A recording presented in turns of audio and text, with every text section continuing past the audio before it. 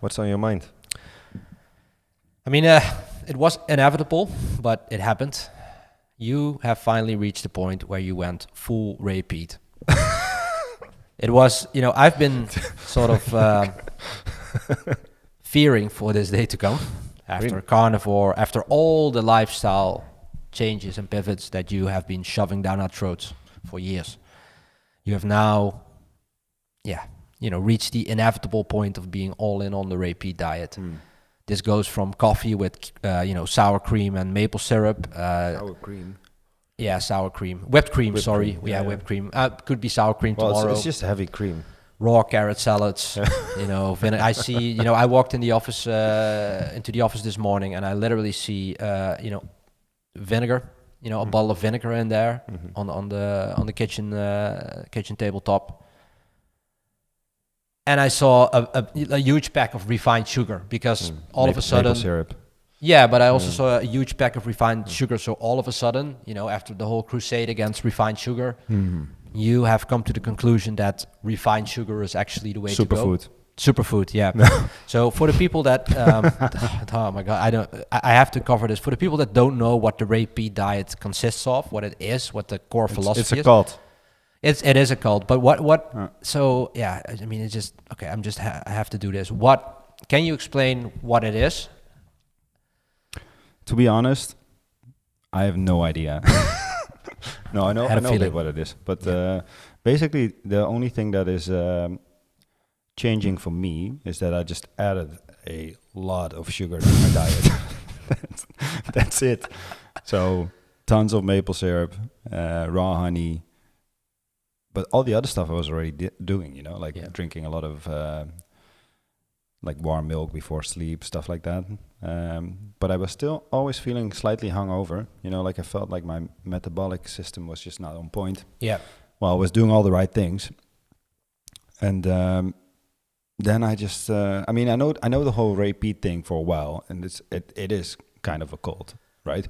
But isn't any dietary movement? I think so. cult? I think so. But I'm how do they say that again?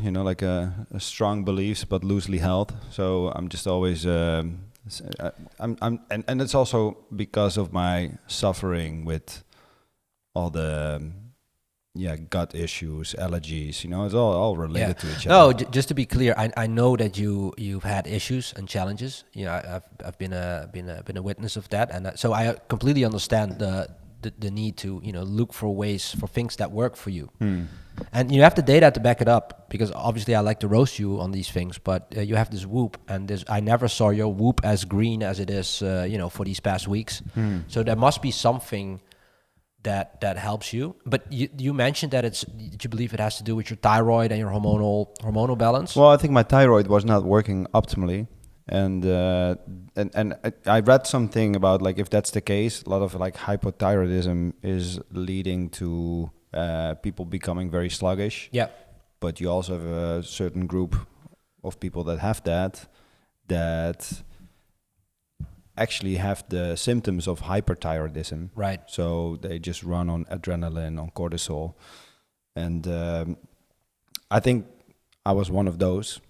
And if you don't have enough sugar, then I probably am laying this out way too. You have the entire Peat cult, but anyway, Peat cult. I read that if you don't have enough sugar in your body and in your liver, you sleep too short, but you also break down muscle tissue to create some glucose from that. And now that I've added a shit ton of sugar, I gained 3 kilos or so. Yeah. And mostly muscle, I think, because my fat didn't increase that much. I think so too. Yeah.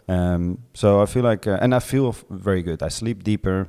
I don't feel hungover anymore. Well, I don't even drink. So I don't know. I'm good with this, man. So. Yeah, man. And if it were to what extent do you think there's also a placebo effect involved? I always wonder. There's always a placebo effect involved. Yeah. Because if you do something that generally works and you believe that it doesn't, then it most likely will not work as good as it normally would. Yeah, right? because still mentally you will drag yourself down a little bit. 100%. Yeah.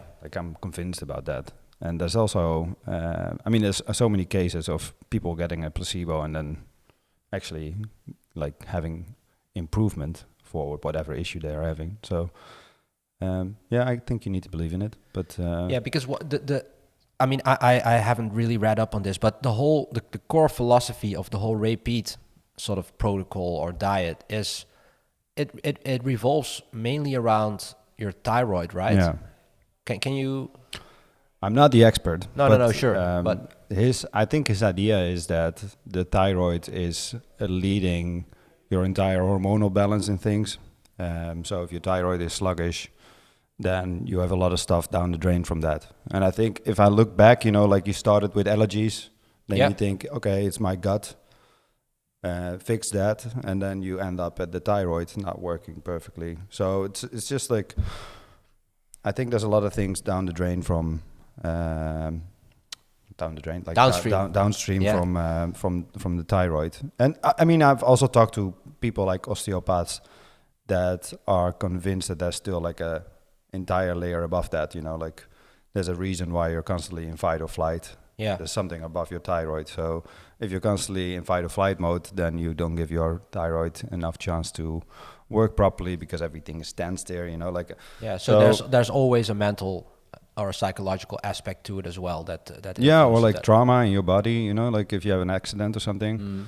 So I do have to say, like in the last 15 years, because that's how long this has been taking from me to fix it, I'm coming to the conclusion that everything, how do you say that, like requires a holistic approach, and an evolving one probably as well, because you know what I see when I look at, for example, this guy Sean Baker, who's all in on the carnivore diet, has been for like 7 to 8 years. I feel like, I'm not saying that he's wrong or anything. I don't know what is wrong or what is right, but I feel like he's so overcommitted to a strict carnivore diet that there's not really a way back for him anymore. But because looking at my own experience, and this can be different for anyone, but having done strict carnivore, I can definitely say that for me, life with sugar in it is much better than strict carnivore. Yeah, but it helps very good, like if you have gut issues. I did like a 3 or 4 month full carnivore diet, and that really helped me then. So I think it's good if you want to it's a great therapeutic. Have some kind of diet that unburdens your gut as much as possible, and that was the carnivore diet. For me, I came to that conclusion. But living your life like that, with solely eating meat, I don't know. I'm not. It will always be the base, sort of the core of my diet, sort of my dietary baseline, and I think that it's a great therapeutic. I used it as a therapeutic as well for long stretches. But there's this guy I follow. He's a very interesting contrarian guy. His name is Martin Erlich. I think he's a Croatian guy, and he has his own olive oil farm. Nice. Yeah, pretty cool guy. He has a lot of knowledge about nutrition, but he has some contrarian takes. And he mentioned once that the whole carnivore diet is great for sort of mitigating your undiagnosed autoimmune issues. Yeah, exactly. It's great. So it's a great, you can find. I think what's great, doesn't fix it. It doesn't. That's what he said. He doesn't. It doesn't fix it. It just sort of mitigates it so that you can regain the strength and the clarity of mind to actually do the research and see what really causes it, and that makes a lot of sense to me. Now, going back to Sean Baker, he's obviously doing fine. I wouldn't say that he looks overly healthy. He's a tank though. He's a unit, shit. But I think that that's the thing, right? I think he always has been like that. He's always been an athlete and like an absolute unit of a guy.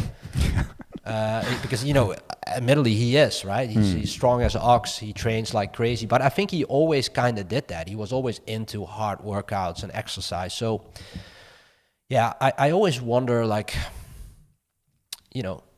what the guy would look like if he would add some fruit or something. Maybe he would look even better. Most likely. Yeah. But starting to have a glow and such. Yeah, but because he surely doesn't have a glow. But then it's also genetically, what do you look like? Genetically, of course. Nature. But I have to say, I'm like the whole glow came back when I started to add sugar. I see that you gained some weight.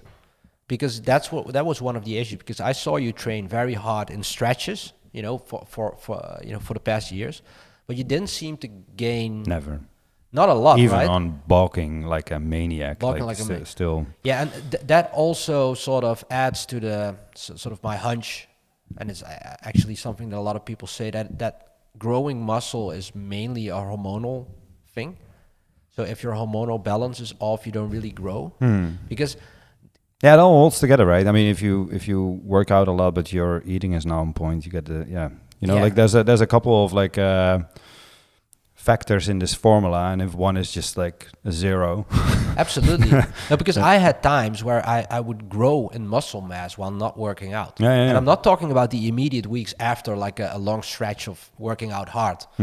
But I'm just random times where I would say like, how is that possible? When you're super relaxed. Like, yes, absolutely, and that's probably stuff I would do then in such a period of time, like stuff I would eat. It's not really clear to me, but I think there's like a lot of people who work out recognize this, that you have these stretches where you just grow without working out, because there's something. Yeah, but stress is such a impact, man. It really is. It's Anywho, yeah. Happy that we, actually, got into a constructive conversation about this diet. But I'm happy for you. I'm happy that it works for you. And even if it's a placebo for 50%, then it's still fine, because I'll take it.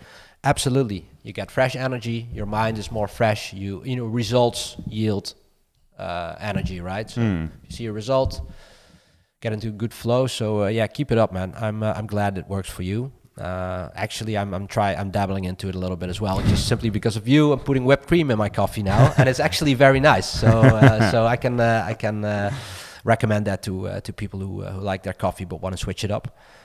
Anyway, Work in Progress podcast, episode 23. We're back after a hiatus. Months. Yeah. We had such a good run, man. We had like 21 episodes straight where we were religiously recording it, having it edited, distributing clips. And we were very close to sort of breaking some sort of algorithmic ceiling or level, with shorts basically accumulating more and more views, up to 1K and over. So I could feel sort of ourselves, brewing under that first level of the algorithm. And then we quit, and then we just... back at zero. Yeah, back at zero. Well, I don't think so, because I had a lot of fun with those 21 episodes. It also helped us tremendously. 22 episodes. We did one when we came back from Texas. That's right, the Texas Trello card massacre. Oh man, I love making these thumbnail titles. So I learned a lot, but it also helped us a lot on the Noco side with figuring out the workflow of how to do massive volumes of video content, with the team in a relatively frictionless way. Yeah, because the Noco 20 minutes is going strong. Exactly. For those that don't know and who are interested in basically how to design and build successful websites as a B2B SaaS startup or scale up, check out 20 Minutes by Noco. Weekly podcast with myself and the team, and we cover various topics, everything from B2B SaaS brands, design systems, Webflow, Framer, all the stuff that really that you need to have a digital presence that works for you, I guess. So definitely recommend it. And subscriber count is growing. It's growing faster than the Work in Progress because it's more specific, probably. Of course. Yeah, we're doubling down on it. We're posting a bunch of clips every week. We have an episode. Every week. It's a great workflow. It's such a great flywheel for also writing blog articles and other stuff based on the topics that you generate by just simply sitting down and recording videos with the team. Highly recommend it. So it is a great workflow. Yeah, we did it a few with Ela 5 now as well. Yep. Prior to writing articles, we just do a little podcast. Yeah. Like last one we did about software modernization. And then, downstream of that, you got like a whole bulk of nice articles. So I like the workflow and it works good. People can get to know you a little bit because otherwise the faces are just behind the brand, right? So I'm happy with what you guys are doing. Yeah, thanks, man. Thanks. And it's just enjoyable. And that's where it starts. Just talk about stuff you're passionate about. And, it used to be, it started out as a more Webflow focused, podcast. But now the design team is getting involved as well. And that is really, that's where it gets, fun as well, right? It's just more visual. And the guys are doing screen shares and walking through Figma and doing cool stuff, sharing examples. So yeah, we're gonna double down on that just because it's fun, and I still believe that Noco, we're growing, we're having a great year, profitable year, but to really break that scaling ceiling, you should be a distribution focused agency. That's really my belief. It should be distribution focused, and then your offering should be to a high degree productized. That is the way to go. And that's what we're doing.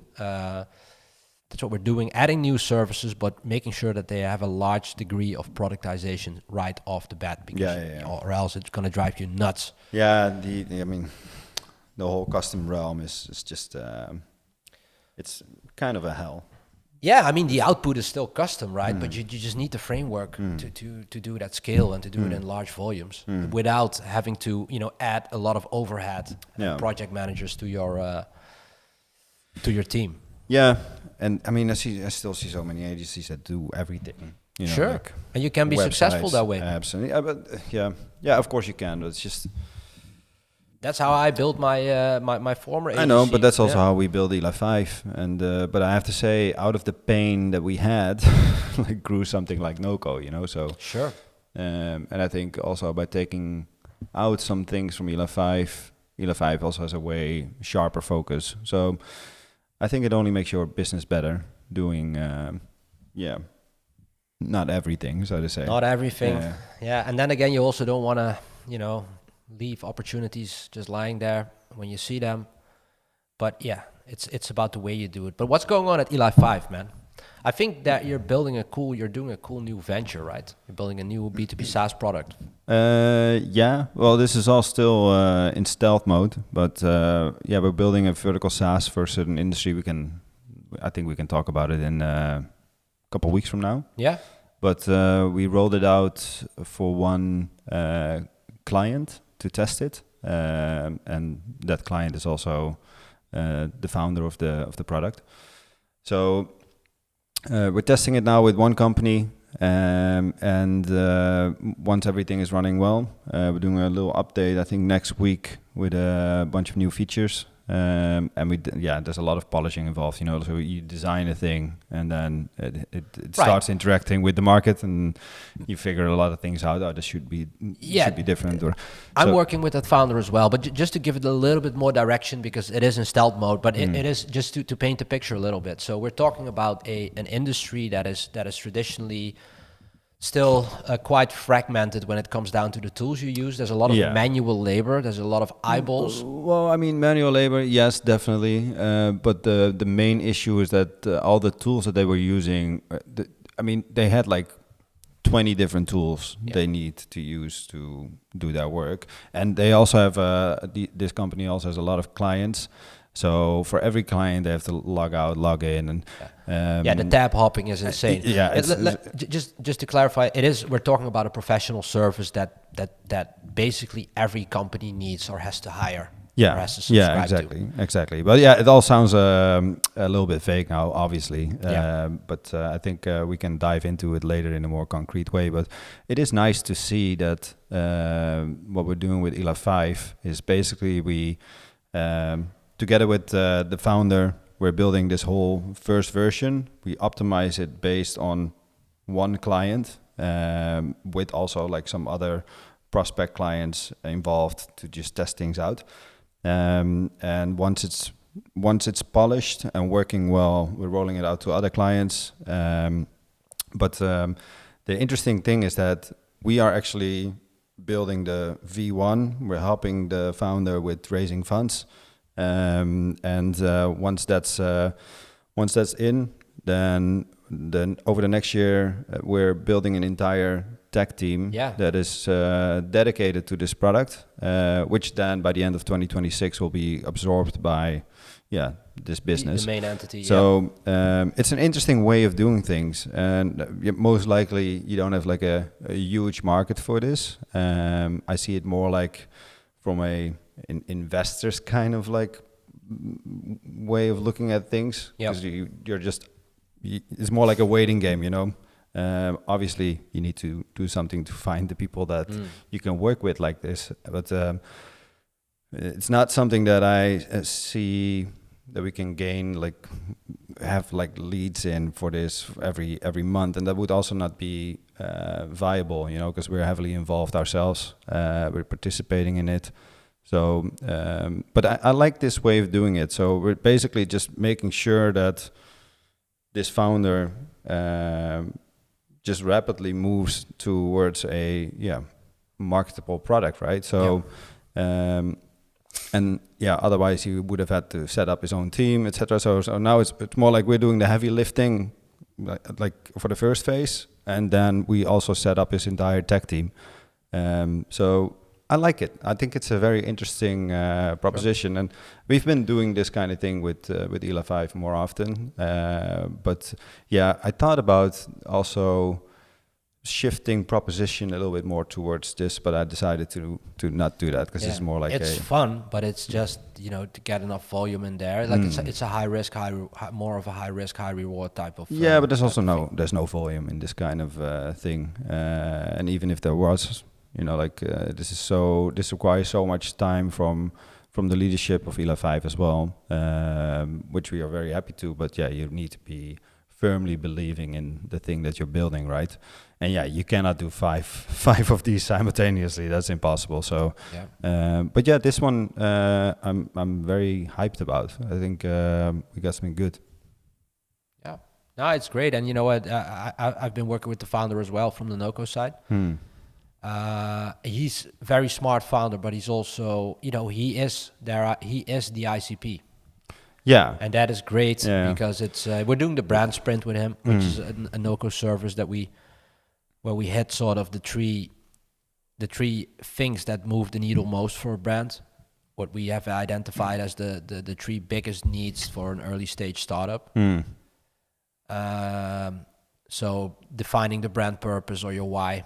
We have a great process for that, but then especially what we call the product messaging framework. How do you we're basically reverse your product market fit, because we assume that you as a founder you found a product market fit. We don't have to do that for you, but what we need to do is reverse engineer it and see and figure out how you can talk to your ICPs so that they understand what you have to offer and are inclined to try it. And we're doing that with this founder as well. And, that guy is a gold mine in domain expertise. You know? So it's great. When we had a value proposition canvas session, that's part of the brand sprint, and it was just it's like butter. You know, it's just like it was great. Yeah, but also the in this market, this specific market that we're going to launch this product in, there are a couple of competitors who are and I think all of them, the bigger ones, have been founded by people without any domain expertise, and you can also you see that back in the you can see that in the product. So I've always been a firm believer, you know, like if you can extract domain expertise, preferably from like very boring industries, data heavy industries, high stakes industries, that's like a ticket to success, right? I think so. Combined with what you guys are doing at Noco, combined with what we're doing at Ela5, the failure rate without that domain expertise is just like significantly higher. Yeah. No, I agree, man, and I look forward to being involved more, because we're also doing their first sort of, I guess, MVP plus website based on the outcomes of the brand sprint. Yeah. So, and we're gonna build that in Framer actually. That's pretty dope. Yeah. I've became a huge fan of Framer, man. Yeah. Like we had that with Ela5. I think the website was good. It's just that the whole agility is just like kind of diminished with Webflow, although it's already so much better than building something custom, which we usually did with ELA5. But I see it now with Framer that, okay, we needed to run an update. So we're like, okay, shouldn't we just like do the whole website again in Framer? Yeah. And basically I was designing the whole thing based on lots of stuff we already had. You know, ELA5 has the whole design is already there, kind of. So we just updated it a little bit, and I designed the entire new website from scratch, because I think lots of things that we needed to add was also, we've been dealing with just a general what we do page for I think a year or so. Yeah. The idea was always to split it into more specific concrete offerings, but just never happened. So now we did that. I designed the whole thing, and then Bram, who just joined ELA5 with some Framer skills, that guy built the entire thing in 1 week. Yeah, I'm like, holy shit, this is amazing, you know. And I completely understand that lots of companies require Webflow. Oh yeah, in terms of security or like some compliance things, you know, but. I think in general, if you just want to spin up something with the basic integrations that you need for a, let's say, agency website, but also often for a SaaS website, you know, you want a Calendly integration and stuff like that. Nothing too fancy. I don't know why you wouldn't go for Framer anymore. Well, I mean, it's a hot topic at Noco. You know, I'm not gonna lie. I mean, we are super committed to Webflow. We're an enterprise partner. I get that. Yeah, I get that. But we love Webflow. But of course, we are adding Framer to the mix. I mean, we've had Framer in our skill set for a while. It's just not something that we actively floated for the simple fact that, you know, we've invested a lot of time and knowledge in Webflow, and we yield good results for our customers because there's so much you can do with Webflow. Of course. However, there is a place for Framer. I mean, look, one of the things that at Noco that we are dealing with is that Noco was founded as a design-first agency. Noco stands for no code. You know, back then, you know, as early adopters of Webflow, we believed, or that it was basically promised to us, that Webflow would be that no-code platform. It is to a certain extent, but once you want to add a little bit more complexity, like we do and like our customers require, you very, very quickly, arrive into dev-heavy territory again. Yeah. But that's also why it's good for those things that require a little bit of that special sauce. You know, like if there's some complexity needed, then probably Webflow is the way to go. Absolutely, and exactly. A lot of our customers require a certain level of complexity, and Webflow is great. There's so much stuff we can do. They have been shipping great features, by the way. You know, latest Webflow conference, we have 2 episodes with 2 of our developers talking about the new features that have been shipped by Webflow. Check it out on the Noco 20 Minutes by Noco channel. But so no, it's great. We're actively still involved in the ecosystem and sort of mastering our game even more. But there is a place for Framer, especially like 100%, the startup we just talked about. Yeah. You know, that's perfect. You know, founder needs to go to market fast, needs to attract VC money, needs to have his initial ICP, you know, a place to give them a place to land and to sign up for demos and stuff like that. And, you know, reverting to what I said, like the dev-heavy aspect of it, that is something at Noco that we want to slightly alleviate because we are a design-first unnecessary dev. Exactly. I think that's where it comes in, where you go for Noco and where you go for Webflow. You know, because I'm a fan of Webflow. Don't get me wrong. Yeah. But like from what I see with like starting new things. And then the website is always like a little bit of a bottleneck, right? Even if you do it with Webflow, or you need to go for like a basic template or whatever.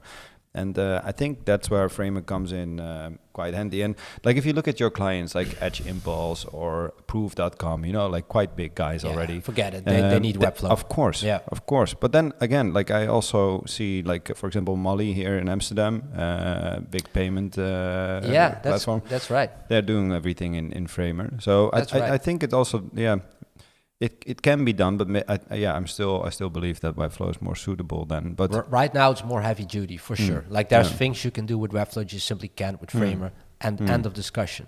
But if you want to move fast and break stuff, then Framer is very nice because it's so design focused, right? You can either design in Figma and then build it in Framer, or you can design directly in Framer. Now, will there be limitations? Yes, most certainly. You will have some technical limitations at this time. But then again, there's always the next thing, right?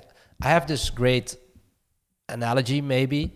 When I was younger, I was into producing and making music, making beats, basically producing music with behind Fruity Loops. Huh? Fruity Loops. No, with Renoise. Oh, no, Fruity Loops. That's the Fruity Loops is I think the breakfast cereal. No, not at all. Fruity Loops is. Is it Fruity Loops? Yes, it is, man. Yeah, Fruity Loops. Nice. No, that was super popular back then. And but no, I used to work in Renoise, which still exists, which is a tracker interface with a vertical tracker with hexadecimals. It's for the nerds and guilty, but it's a great tool. Shout out to the Renoise community, they're amazing. But so I started producing music, but I was in my dad's in the attic in my dad's house, and no internet there. Early 2000s. I mean, there was internet, but I just didn't have it in the attic. I only had my computer. I had Renoise. I had some VST plugins. And I had a lot of CDs, old CDs from my father standing there, from jazz to classical to whatever to sample. I had computer games like Hitman, to sample from. So I breaking into the audio folder of the PC game, and that is why. And I had some drum kits that I got on CD-ROMs from friends and stuff like that. And I had my most productive years and my most creative years literally on that attic. I actually remastered all of those tracks and put them on Spotify. But nice. That's a different story. Yeah, I've been doing that, which is fun. AI mastering them, right? So even sort of made a video of like Spotify art from an old picture when I was like 18 years old, sitting in that attic behind that big computer screen. I made it into a video. So old meets new. My point being, there might be some limitations, but you can if you can move quickly with the ingredients that you have, that's also valuable, for certain situations. Yeah, but I mean, you could. There's so many people that are super nifty with, super handy with WordPress, and they can just spin things up very quickly. You can also build cool stuff in WordPress. It's fine. It's. But adding Framer to the mix is nice, because I had a call with them, and they're here in Amsterdam. They're literally like a couple of streets away. Yeah, I know them because we use them a lot in our software studio, where we always used Framer to create prototypes, because that's where they're coming from. So they had I didn't even know that. Yeah. You could make very realistic prototypes for web apps or mobile apps. They started in product design. I think they started with that. I mean, that's at least when I got to know them. Nice. I think you had like another tool called Envision or something. I think they still exist. Like a prototyping tool where you could like drag your back then sketch files in, and then you could create this clickable prototype. Yeah. And then I think Jelle was it who said that there's also Framer. Took a look at that, and that was just like way closer to like a real product. You could do all these like micro animations and such. But I know them from that. So I think it was like 2 years ago or so that I read on X at Twitter back then that people started to use it for building websites. Like, that's cool. I had no idea. But they're literally a couple of streets away, and I had a call with them actually from the US office. But they're still really the cool thing about Framer, and Webflow was there as well. Figma was there at some point. They're still in full blown startup mode. There's maybe a couple of hundred people working there, not more. Most of them actually are still Dutch. I didn't even notice. Strange, right? Yeah, it's a cool company. Yeah, and then the lady we were talking to, she said, we're literally in full startup mode, because prior to that she had worked at Figma, and she saw the transition from Figma being also somewhat still in startup mode, great energy dynamics, and turned it more into a corporate. So it's pretty cool, to have a connection and a partnership with Framer, which we have now. Yeah. And it's just great to add to the mix, but Webflow is basically, Webflow is our workhorse, right? That's just our backbone. It's so the possibilities of what you can do with Webflow are endless and expanding, because they're shipping at a strong pace. So Yeah, man. It's fun to have it, and you see the guys, especially the designers. That's also important, right? The design team, everything for them is visual, is creative. And Framer is a tool where you can very quickly, even if you just use it for very quick ideas that you want to have clickable, that you want to have working, even that is a possibility. To use it to quickly spin up a landing page that is real and that a customer or yourself can click through. And even if you build the entire website in Webflow after that, that's also still possible. Yeah. It all depends on what your process is, how fast you want to move. Of course. Yeah. Yeah. No reason to be dogmatic about anything. Yeah, man. Good times. What else is there? What else is there? Man, a lot is there. So you guys rolled out a new service, the Noco brand sprint. I mean, you did it for a while. I think we even talked about it on the pod, but now it's actually gaining traction. Yeah, that's actually exciting as well. That's gaining traction for real. And the reason is that I had it laying around. I've been piloting it for multiple customers. But it's getting to a level of maturity now, also in terms of all the materials and the level of productization. Like I kind of have that figured out now, and it's working. It's working well. I mean, it just works for what most B2B SaaS startups and scale-ups need. I haven't 9 out of 10 of those companies that I talk to, like the introduction call or something, and I always ask them, like, how comfortable are you with your current positioning? Do you feel like you have the right messaging in place to talk to your ICP in a way that resonates with them? And they're all 9 out of 10, they're doubtful because it's really hard. It's really hard to do that. And so for most, I don't really come across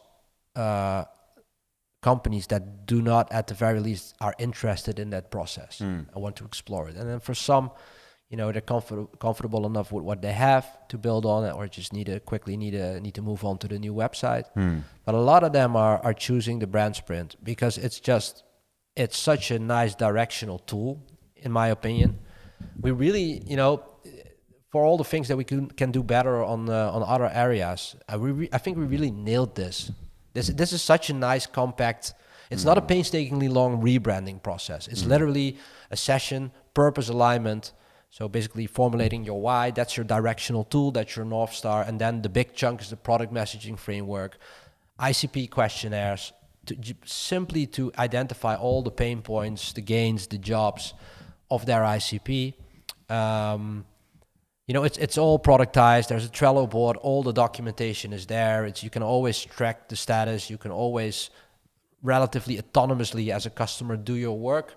Then you have the session, which is a pretty long and sort of high cognitive load session, where we do the value proposition canvas, and then it's up to us to synthesize that and connect all the pains with the pain relievers and gain creators and vice versa. And then basically what you have is a message. You have value proposition statements that are your foundation for how you talk to your ICP.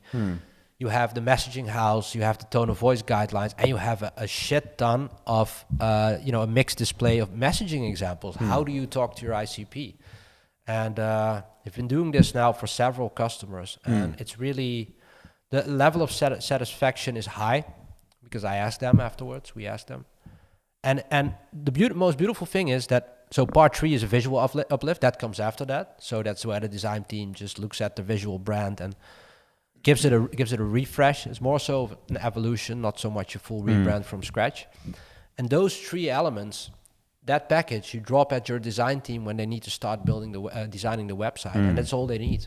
That's all they need. So it's a seamless transition into the actual website design, and it just yields better results. The design is the design is more on point. You give better input, right? Yeah. Exactly. And one thing that's always challenging in a website process is the copy, right? Most of the times the customer is responsible for the copy, but we kind of do a first draft with the information that we have. Right now we have all the information, so we can just right away with the high fidelity design, even with the wireframes, we can at least add copy that makes sense. And you can always refine it, but it's just, you gain a lot of early momentum, and you see that it energizes the customer as well. Because copy, let's be honest, writing copy for your website is a dreadful thing. I agree. It takes time, and it's especially if it's for your own. For your own, website. yeah, forget it. For your own brand, it's so difficult. So we kind of sort of remove the friction with that. So it's nice, and it's actually something that I'm considering also launching as a standalone label. Yeah, why not, man? And I think what we discussed, yesterday or so, it's so nice when you, because there's some strategy involved, there's some design involved, and once you get to the point that you got this value proposition clear, and you got the whole messaging framework clear, it's nice because you get this little collaboration between design and strategy, right? Because there's a part of it is more like, okay, how does this relate to a website setup? It's more like a wireframing kind of thing. And then designer can look more at like, okay, how do we upgrade this whole brand a little bit to make it look better, make it feel better, make it connect better with the audience that we defined. But also like create a mood board of like what the website could actually look like and stuff like that. I think it's nice. And I mean, I have the same thing with our service, you know, like if you don't do this whole validation trajectory up front, like prior to building, you know, you just, most of the time you just spend way more time and money on building, because whatever you're doing, there's always, I mean, anything you create, once it interacts with the market, you start getting the actual feedback, right? Yeah. And if you didn't do anything prior to that, you know, like in terms of like prototyping, validation, talking to potential customers, etc., then I'm not saying that you're doomed to fail. And I think in a lot of cases, I might also not even do the prototyping and validation, just build something quickly, you know, like, because I mean, you can build things very quickly in Lovable or something, you know, like you could also do something like that. But you still want to gather enough input before you start building actually like production grade stuff, right? Yeah, exactly. And it's all about finding the sweet spot between, on the one extreme, like this painstakingly long branding process with you know, endless sessions and where months go by and you don't have anything, or right away starting without proper research and sort of proper I guess prototyping is the word you use. But there's a sweet spot in between. Yeah, there's a sweet spot in between, and for us, it's just, you know, hit the stuff the three things that move the needle most, and do that in a matter of weeks, not months. Yeah, that's a brand sprint. Yeah. I mean, I always have that with these kind of services. You know, some people spend like 4, 5, 6 months on research and whatnot, and I think also in terms of ELA 5 work, how many times I've seen projects just starting after like 8-9 months or so. Oh, wow, yeah. And I'm like, yeah, at one point you're reaching the point of diminished returns, right? I mean, you already see it in like, let's say if we prototype something, we often only shove it in like 5 phases. You know, like anything beyond that is often like, 5 is good enough. But that's in terms of like testing prototypes. So I'm 100% convinced that what you guys are having now is the sweet spot. You know, you could actually pull it in 2 weeks if needed. We could. Often you also want things to land a little bit. You know, like you want to digest it a little bit. So it's often better to take a little bit of time. But you could do it in 2 weeks if you actually had to. So that's true. I like it. And then anything downstream of that is just like smooth sailing often. Absolutely. It's front-loaded effort like we talked about before. It's totally worth it. And you know, it also depends on, of course, the type of company that you do the brand sprint for and with, and the number of stakeholders. But that's also a very important one. Like a healthy project pace is such an underrated thing. Also mentally, you know, for the spirit of the project.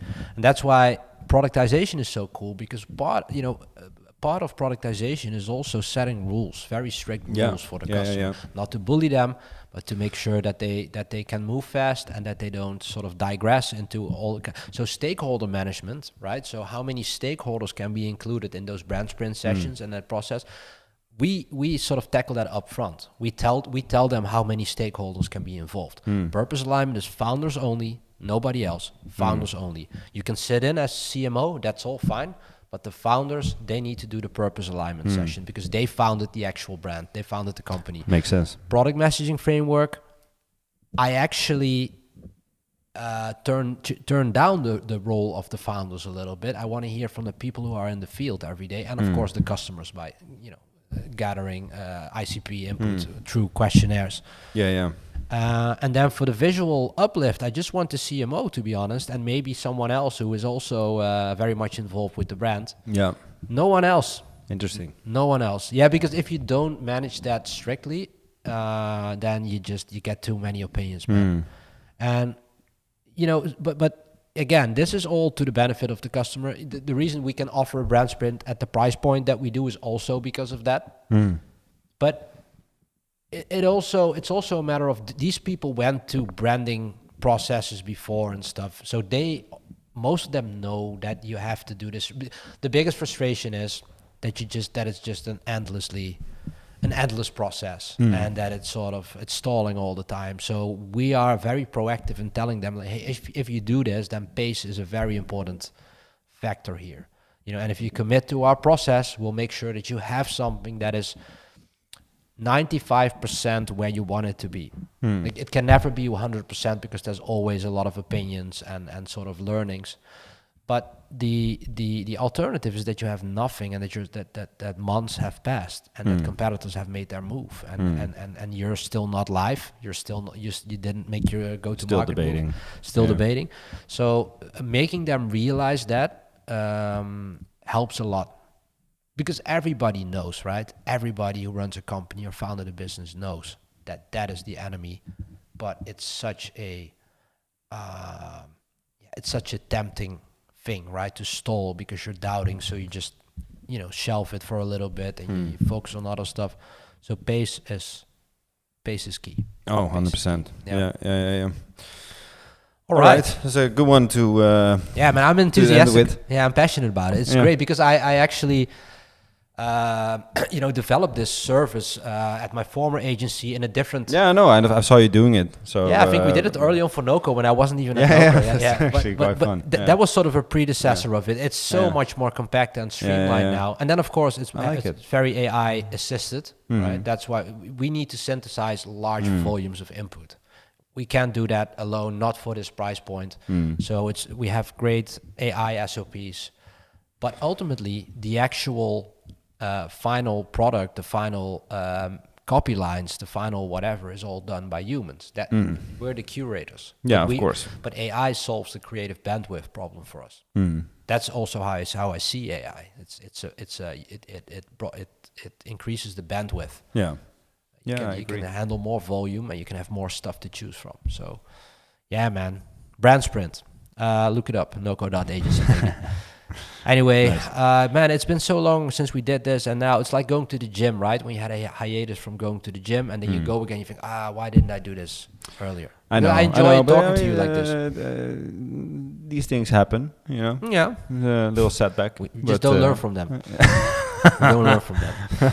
Yeah, I know. Everything is understandable. I mean, you just became a father as well, so I think that requires some time. I know it requires time. Yeah, man. Because I'm there. It's amazing. But yeah, let's keep it up. I think for now we're going to have some lunch, and we'll do it again next week. Maybe, man. Should we? Isn't there anything else that has been on our minds for these past weeks that we should discuss? Oh, by the way, words of encouragement for you, if you can, man. You know what I did, right? When we were expecting our little girl, we moved out of the city. We moved out of Amsterdam to a very small rural village north of Amsterdam. Meadows, cows, sheep. Yeah, it's beautiful. Move your family out of the city as fast as you can, man. Well, dude, you know my objective for the next year. Yeah, I know. It's 100% going to happen. I'm here with you every step of the way to support that. But man, I just had to get it off my mind because I had this moment of realization the other week when I was talking about it, and it's just the best decision ever.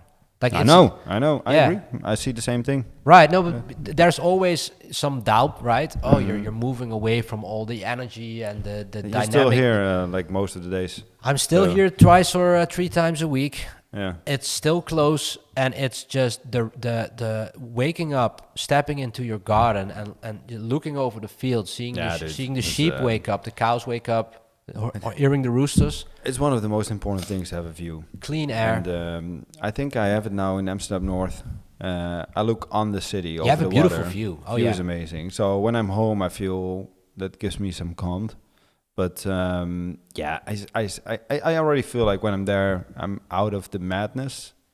Although, I mean, anyone from New York would probably think Amsterdam is very cute and calm. Yeah, they do. But still, I can feel that I'm out of the madness of the city. It's a bit in between, you know, like you're kind of out of the city, but you're still living in a box, you know, like, I mean, it's a large apartment and it's a nice view, but you still have a balcony, you know, like it's not like you have an enormous space or like a nice outdoor areas, but I consider this my transition phase. And I think someone next year will probably move somewhere to the north.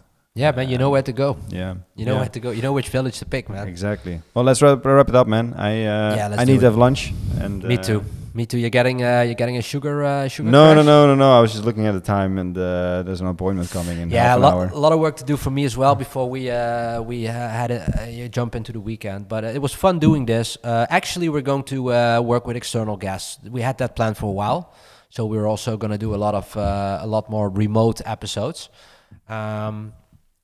And I'm looking forward to that, actually. Me too. Yeah, let's do it. Let's make it happen. Let's make it happen. All right. Thanks for watching. See you next time. All right. All Ciao. right. Ciao.